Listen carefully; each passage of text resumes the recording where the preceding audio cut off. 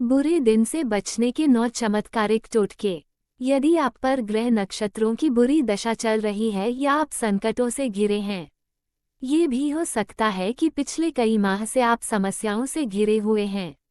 एक के बाद एक संकट आते ही रहते हैं और धन संपत्ति आदि सभी संकट में है, तो यहाँ बताए गए अचूक टोटके आजमाएं। टोटके कहने से अक्सर लोग ये समझते हैं कि यह कोई तांत्रिक या जादू टोने वाली बात होगी, लेकिन ये ज्योतिष संबंधी लाल किताब के सात्विक टोटके रहते हैं, उन्हें आप उपाय कह सकते हैं। बहुत से लोग इसे आस्था और अंधविश्वास का मामला मानते हैं, लेकिन ये उपाय करने में किसी भी प्रकार की कोई बुराई नहीं। हनुमान चालीसा पढ़ना। सबसे पहले आप हनुमान चालीसा नियम से पढ़ना शुरू कर दें। प्रतिदिन संध्या वंदन के साथ हनुमान चालीसा पढ़ना चाहिए। संध्या वंदन घर में या मंदिर में सुबह शाम की जाती है। पवित्र भावना और शांतिपूर्वक हनुमान चालीसा पढ़ने से हनुमान जी की कृपा प्राप्त होती है, जो हमें हर तरह की जानी अनजानी होनी अनहोनी से बचाती है। हनुमान चालीसा पढ़ने के बाद हनुमान जी की कपूर से आरती करें। हनुमान जी को चढ़ाएं चोला। 5 बार हनुमान जी को चोला चढ़ाएं तो तुरंत ही संकटों से मुक्ति मिल जाएगी। इसके अलावा प्रति मंगलवार या शनिवार को बड़ के पत्ते पर आटे का दिया जलाकर उसे हनुमान जी के मंदिर में रखाएं। ऐसा कम से कम 11 मंगलवार या शनिवार को करें। नारियल का उतारा। पानीदार एक नारियल लें और उसे अपने ऊपर से 21 बार वारें।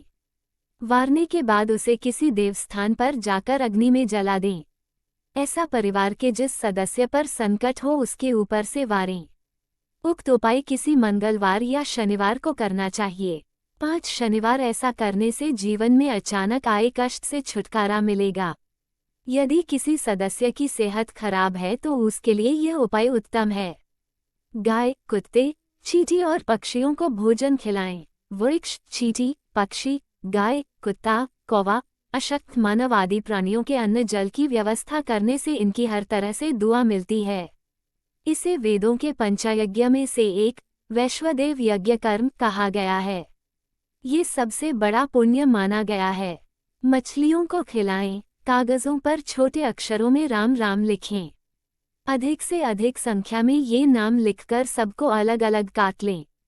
अब आटे की छोटी छोटी गोलियां बनाकर एक एक कागज उनमें लपेट लें और नदी या तालाब पर जाकर मछलियों और कछुओं को ये गोलियां खिलाएं।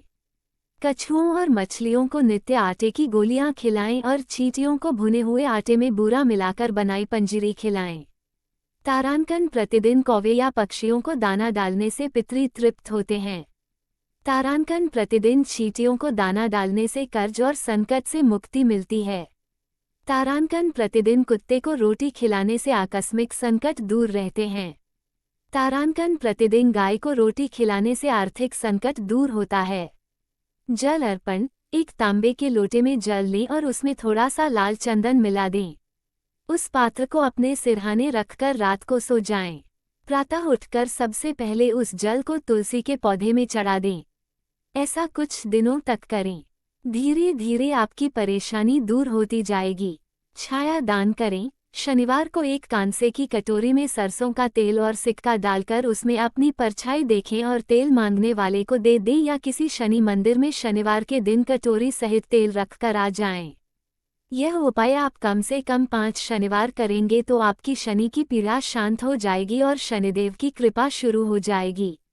जप से मिलेगी संकटों से मुक्ति। सभी तरह के बुरे काम छोड़कर प्रतिदिन राम के नाम, गायत्री मंत्र या महामृत्युंजय मंत्र का जाप शुरू कर दें।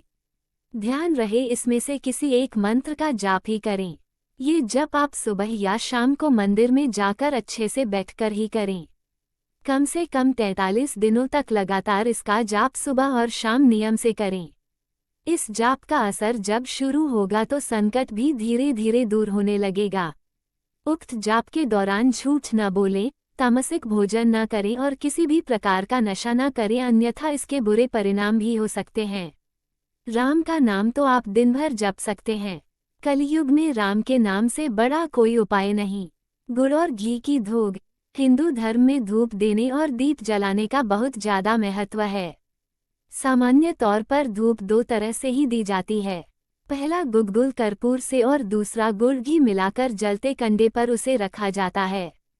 यहाँ गुड़, घी व चावल से दी गई धूप का खास महत्व है। गुड़ और घी की धूप प्रति 11, 13, 14 अमावस्या और पूर्णिमा के अलावा ग्रहण पर दें।